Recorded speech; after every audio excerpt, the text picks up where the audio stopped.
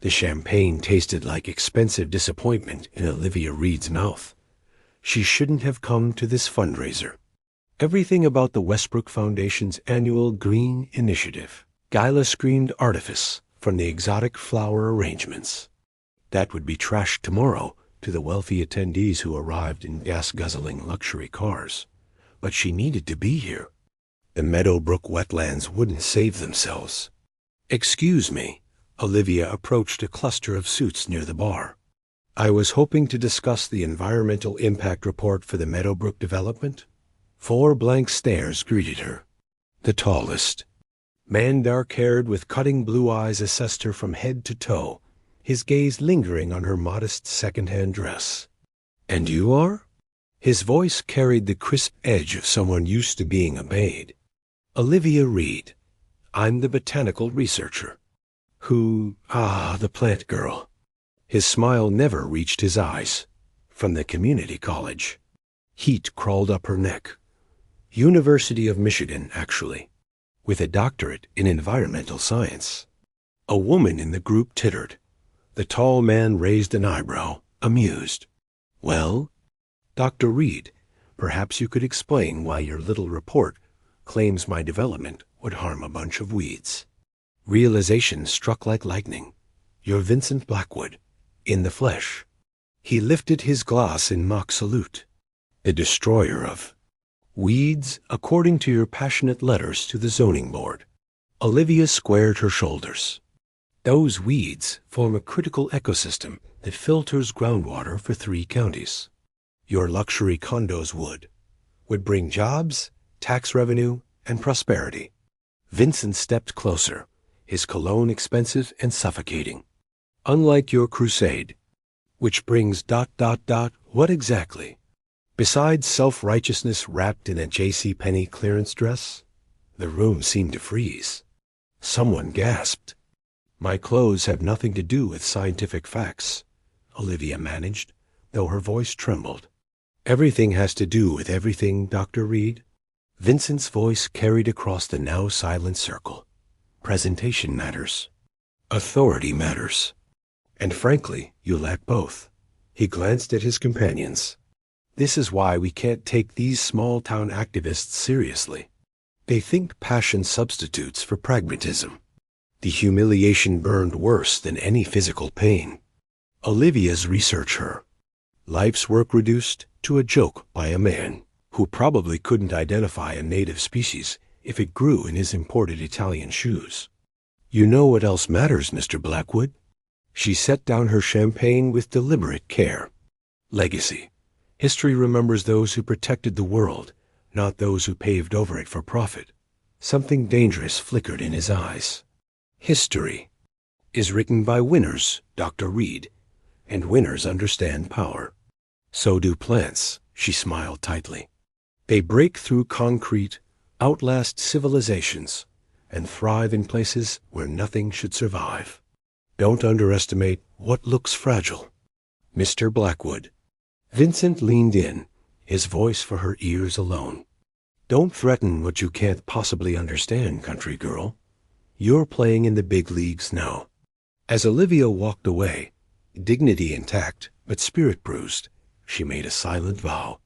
Vincent Blackwood thought her roots made her weak. He was about to learn that roots were what gave you the strength to weather any storm, even those created by arrogant men in expensive suits. And storms, like seasons, could change everything. Ms. Reed, Blackwood Enterprises doesn't typically hire environmental consultants. Penelope Hargrove, HR director, tapped manicured nails against Olivia's resume. "Especially ones who've publicly criticized our CEO." Olivia maintained her professional smile. "Which is precisely why Mr. Blackwood should hire me. I bring the perspective his team lacks. 3 weeks of networking, research, and one particularly helpful tip from her college roommate who worked for the city planning. Commission had led to this interview. The Meadowbrook wetlands still had a chance." "Your credentials are impressive," Penelope admitted. "But our corporate culture values ... alignment." Your corporate culture is facing 3 environmental lawsuits and a PR nightmare, Olivia countered, sliding a folder across the desk. I've outlined an alternative development plan that preserves 70% of the wetlands while still allowing for profitable construction. It's a win-win approach. Penelope's eyebrows rose as she reviewed the documents. This is surprisingly comprehensive. I don't just identify problems, Miss Hargrove.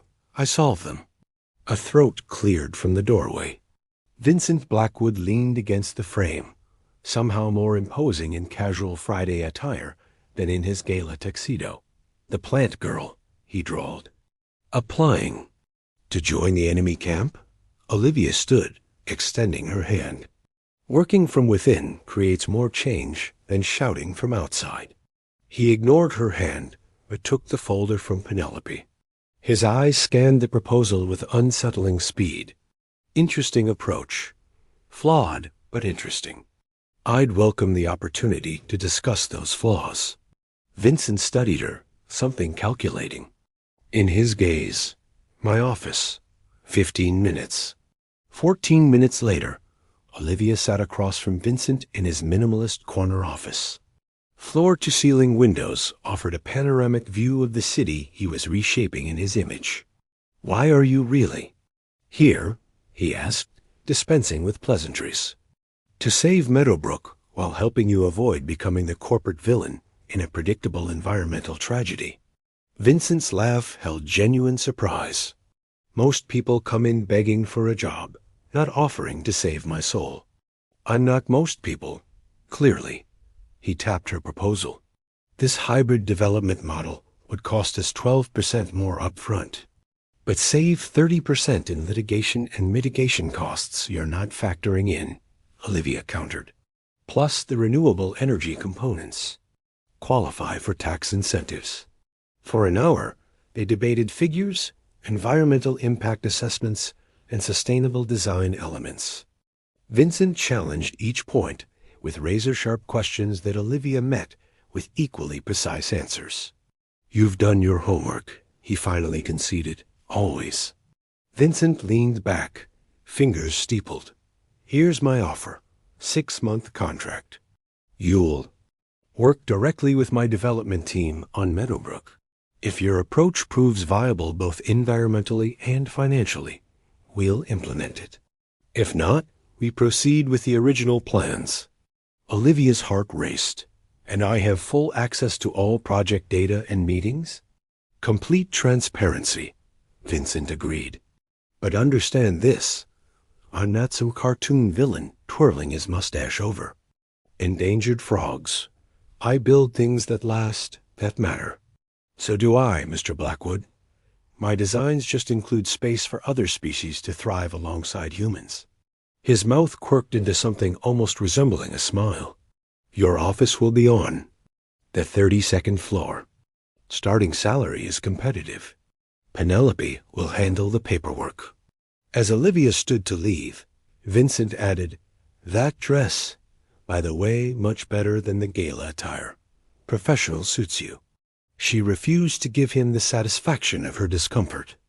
Thank you. Though worth isn't measured by fabric, Mr. Blackwood, call me Vincent. And in this world, Dr. Reed, everything is measured, quantified, and valued. His eyes held a challenge. The question is whether you can adapt to that reality without losing your ... ideals. Olivia smiled, steel beneath her politeness. The question, Vincent, is whether your reality is ready to adapt to a changing world. See you Monday. As she walked out, Olivia felt his eyes on her back. She had 6 months to save Meadowbrook, and perhaps, though she'd never admit it, to understand the complex man whose vision and blindness were equally formidable. The battle had just begun. This isn't what we agreed to. Vincent's voice cut through the conference room like ice. The development team shifted uncomfortably as he tossed Olivia's revised environmental report onto the table. 8 weeks into her contract, and they'd reached their first major impasse. The soil analysis revealed contamination we couldn't have anticipated, Olivia replied calmly. Building on that section would require remediation that exceeds your budget by 40%. Find another solution. I have. Olivia pulled up her presentation. We shift the residential units north, incorporate the contaminated area as a remediation garden that becomes a community feature, and actually save $1.8 million in foundation work. The room fell silent as Vincent studied her proposal, his expression unreadable. Everyone out, he finally said, except Dr. Reed. When the door closed, leaving them alone, Vincent's mask slipped. He looked tired, the kind of bone-deep exhaustion Olivia recognized from her graduate school days. This project matters to you beyond profit margins, she observed quietly. Vincent moved to the window, shoulders tense. My father grew up in that neighborhood before it declined. He always talked about revitalizing it. A bitter smile touched his lips. Of course, his version involved bulldozing everything and starting fresh. Like father, like son? I thought so. Once. He turned, his usual arrogance absent. Your solution is elegant, creative, but the board expects the original plan's profit margins. Olivia approached, standing beside him at the window. Show me the real constraints, Vincent. The ones you're not telling the team. Their eyes met, a silent battle of wills before he retrieved his tablet and pulled up confidential financial projections. The Meadowbrook project isn't just about luxury housing, he admitted. It's meant to fund the restoration of the historical district without federal money or bureaucratic interference. Understanding dawned. You're using the wealthy to subsidize affordable housing and small business incubators. A concept that dies with the press of a button if word gets out. Rich people don't buy condos to fund social projects. For the first time, Olivia saw beyond Vincent's ruthless facade to the complicated vision beneath. She'd misjudged him not entirely, but significantly. Work with me tonight, she said impulsively. My place. No interruptions, no corporate politics, just problem solving. Vincent's eyebrow arched. Your place? Unless you're afraid of venturing into the land of IKEA furniture and non-designer coffee mugs. Something like amusement warmed his eyes. I'll bring dinner. Vincent arrived at her modest apartment with Thai food and a bottle of wine that probably cost more than her monthly rent. His suit jacket came off after the first hour, sleeves rolled up by the second. By midnight, they'd restructured the entire project, sprawled among papers on her living room floor. It could work, Vincent admitted, reaching for his wine glass. The community garden concept preserves your precious ecosystem while creating the green space wealthy buyers apparently value more than rational people should. Olivia laughed. Says the man who just spent 20 minutes arguing over the precise species of trees for the boulevard. Aesthetics matter. So does substance beneath the surface. Their eyes met over the rim of his glass. Something shifted in the air between them, a recognition perhaps of unexpected common ground. Why botany? Vincent asked suddenly. What drew you to plants instead of more lucrative sciences? Olivia considered the question. My grandmother's garden. After my parents divorced, her backyard became my sanctuary. She taught me that plants don't lie or disappoint. They simply respond to how they're treated. Unlike people. Some people. She studied him. What about you? Why development instead of something less complicated? Vincent's smile held an edge. I like creating tangible change. Buildings remain when people are gone. They tell stories about what we valued. And what story do you want your buildings to tell? The question hung between them, heavier than she'd intended. Vincent set down his glass, suddenly serious. That someone saw potential where others saw decay. That improvement doesn't always mean erasure. He met her eyes. What about you, Dr. Reed? What legacy are you cultivating? Balance, she answered. Honestly, The proof that progress and preservation aren't mutually exclusive. Something vulnerable flickered across his face. My father would have hated you. High praise, then? Vincent laughed, the sound startling them both with its genuineness. The highest. As he gathered the papers into neat stacks, their fingers brushed. The contact lingered a heartbeat too long. We make a surprisingly effective team, Vincent admitted. The most invasive species often become keystone species when properly integrated into new environments. Olivia replied with a small smile. Did you just compare me to an invasive weed? A tenacious, adaptable organism that changes its surroundings, she clarified. Whether that's destructive or constructive depends on the context. Vincent stepped closer, his voice low. And our context, Dr. Reed? Olivia felt herself drawn toward the gravity of his presence, the unexpected warmth beneath his cold exterior. Still evolving, she whispered. You've gone native, Vincent. Gregory Harrington's disapproval filled the executive dining room. First the wetlands compromise, now this community input nonsense. Across the table, Vincent maintained his composure. 3 months of working with Olivia had taught him patience. Among other things he wasn't ready to examine too closely. The Meadowbrook project is now projected to outperform original estimates by 8%, Vincent replied. Hardly a failure. Gregory Majority, shareholder and Vincent's godfather, dismissed this with a wave. Because you've delayed breaking ground to accommodate Dr. Reed's ecological studies. Meanwhile, Westcott Developments is moving forward with their riverfront project. Their rushed project faces 3 EPA violations. Problems money solves? Gregory leaned forward. The board is concerned you've lost your edge. That this botanist ... has compromised your judgment. Vincent felt a familiar coldness settle in his chest. My judgment is clear. Blackwood Enterprises will lead sustainable development, not play catch-up in 5 years when regulations force. Everyone's hand. Such conviction. Gregory's smile didn't reach his eyes. Almost sounds like you care about something beyond the bottom line. Perhaps someone? Don't, Vincent warned. The board meeting next week will determine Meadowbrook's fate, Gregory continued. Either you present the original plans, the profitable ones, or I'll move to replace you as project lead. After Gregory left, Vincent remained motionless, staring. At the Manhattan skyline, his phone buzzed with a message from Olivia. Community survey results are in. 89% positive response rate to revised plans. We did it. The triumph in those simple words twisted something inside him.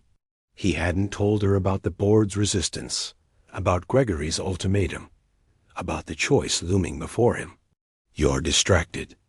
Olivia observed that evening as they walked through the actual Meadowbrook wetlands, her insistence that he see the land through the seasons before making final decisions. The setting sun painted the marsh grasses gold, reflecting in pools where she'd shown him endangered amphibian eggs that morning. Against his will, Vincent had found it all unexpectedly beautiful. Gregory wants to revert to the original development plan, he admitted. Maximum density, minimal conservation. Olivia stopped walking. But our revised plan is better in every measurable way. Not every way that matters to men like Gregory. And which matters to you? Her voice remained steady, but her eyes searched his face with an intensity that made him want to look away. The legacy you talked about creating, or Gregory's definition of success. Vincent ran a hand through his hair, frustration building. It's not that simple. It never is, she agreed, surprising him. But choices rarely get clearer with time. They reached a wooden observation platform, overlooking the marshland. The space between them felt charged with unspoken words. You've changed how I see things, Vincent finally said. Not just this place, but ... everything. Olivia's smile was soft. That's what happens when you stop looking at the world as resources to exploit and start seeing systems to nurture. Is that how you see me? As someone you're nurturing toward enlightenment? She laughed, the sound carrying across the water. Hardly. You're far too stubborn for that. Then what am I to you? The question escaped before he could stop it. Olivia turned to face him fully, sunset illuminating her features. You're a paradox, Vincent Blackwood. Brilliantly visionary, yet frustratingly narrow-sighted. Capable of both remarkable compassion and calculated coldness. That doesn't answer my question, because I'm still discovering the answer myself. Her honesty disarmed him. What am I to you? Vincent had built his life on certainties, on clear objectives and measurable outcomes. But nothing about Olivia Reed fit into his carefully structured world. She challenged every assumption, questioned every motive, and somehow made him want to be worthy of her belief in possibilities he'd never considered. You're the variable I never accounted for, he admitted, reaching for her hand. The factor. That changed every equation. Their fingers interlaced as naturally as roots seeking soil. When he kissed her, it felt like a decision being made, a path chosen. Later that night, wrapped in the quietness of her apartment, Vincent traced patterns on Olivia's shoulder as she slept beside him. His phone lit up with an email from Gregory. Final revisions to the original Meadowbrook plans, ready for his approval before the board meeting. Vincent looked between the harsh blue glow of his corporate life and the peaceful face of the woman who'd shown him another way to build a legacy. By morning, he would have to choose. The boardroom fell silent as Vincent concluded his presentation. Not the one Gregory had prepared, with its maximized profits and minimized conservation. Instead, Vincent had presented a completely reimagined Meadowbrook, a pioneering model of ecological development that would position Blackwood Enterprises at the forefront of sustainable luxury. This isn't what we discussed, Gregory said, voice dangerously quiet. It's better, Vincent replied. Our projections show 22% increased property values over 5 years due to the preserved wetlands and integrated green spaces. Speculation, Gregory dismissed. Meanwhile, we sacrifice immediate returns. Vincent placed a document before each. Board member. What you're holding is an exclusive partnership offer from the Wellspring Foundation. They're prepared to subsidize the ecological elements in exchange for making Meadowbrook a demonstration site for urban conservation. Murmurs rippled around the table. The Wellspring Foundation's involvement would bring prestige and significant tax advantages. How did you secure this? Asked Patricia Winters, the board's most pragmatic member. By recognizing value where others saw only cost, Vincent answered, thinking of Olivia's persistence in seeking solutions beyond conventional approaches. Sometimes the most valuable assets are the ones we initially overlook. The vote was 7-3 in favor of Vincent's proposal. As the boardroom emptied, Gregory remained, his expression thunderous. You've made a grave miscalculation, he warned. This sentimental project might win today, but I won't forget this betrayal. Vincent met his godfather's gaze steadily. It's not sentiment, it's evolution. Adapt or become irrelevant. She won't stay, you know, Gregory said, a final barb as he gathered his papers. People like her crusaders need battles to fight. Once Meadowbrook is saved, she'll find another cause. Another villain. The words struck deeper than Vincent wanted to admit. He'd been avoiding this very thought, this fear that Olivia's interest in him was inextricably linked to their professional conflict. Olivia was waiting in his office, perched on the edge of his desk with barely contained energy. Well? She asked as he entered. We won. Meadowbrook will proceed with our full conservation plan. Her joy was incandescent as she embraced him, but Vincent held her with reservation that she immediately sensed. What's wrong? This is everything we worked for. Exactly. He stepped back, creating distance. The project is secured. Your contract ends next month. Understanding dawned in her eyes. And you think that means, what? That I'll move on to the next corporate dragon to slay? Won't you? Olivia's expression shifted from hurt to indignation. Is that really what you think of me? That this us was just some means to an environmental end? I think you're someone defined by your causes, Vincent said carefully. Your passion is what makes you extraordinary, but it's directed at changing what's wrong in the world. And you believe you're what's wrong? I know what I am, Olivia. What I've been. Men like me don't get redemption stories. She approached him slowly, determination in every step. You're right that I'm passionate about my causes, but you're wrong about what they are. Meadowbrook was never just about wetlands. Her voice softened. It was about possibilities.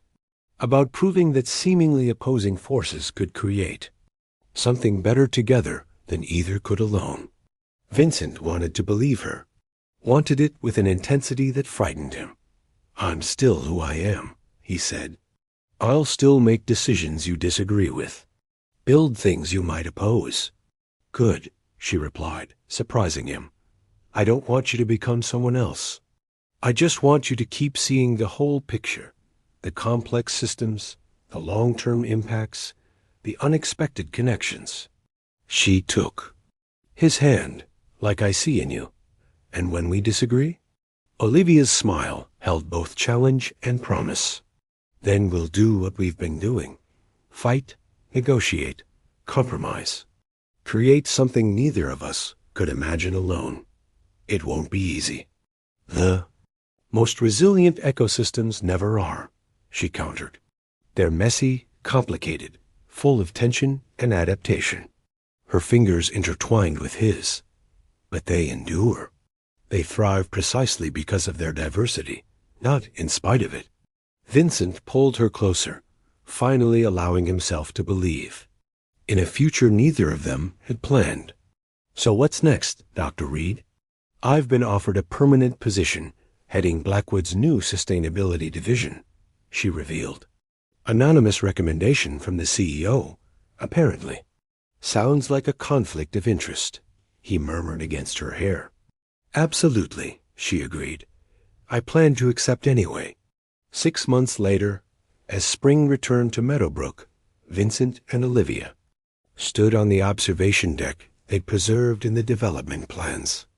Below them, new growth emerged among established systems, the landscape neither purely wild nor entirely cultivated, but something more interesting, a collaboration.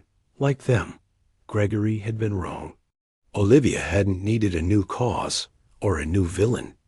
Instead, she'd found a partner in the unexpected territory between opposition and alliance, the fertile ground where rigid boundaries yielded to something more adaptable, more sustainable.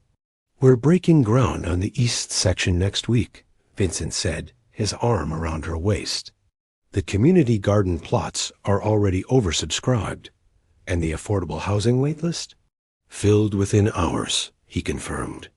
Though I'm still getting hate mail from developers who think I've lost my mind. Olivia laughed. Revolutionary ideas always face resistance. Even in nature, new species have to fight for their place. Vincent turned her to face him, struck anew by how completely she'd changed his vision of success. Any regrets about us? Only that we wasted time assuming we knew who the other person was, she replied, rising on tiptoes to kiss him. Around them, the wetlands teemed with life resilient, adaptive, finding balance through constant negotiation between competing needs. Like the unexpected garden they were growing together, wild in places, structured in others, but always alive with possibility.